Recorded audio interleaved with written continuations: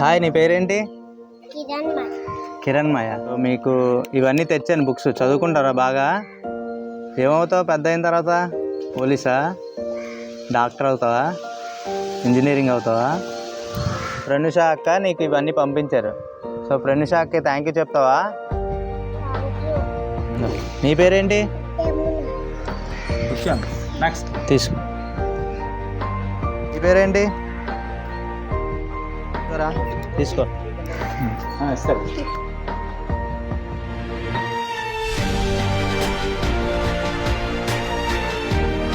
Thank you sir. Thank you. Thank you Pranusha అక్క. Thank you Pranusha అక్క.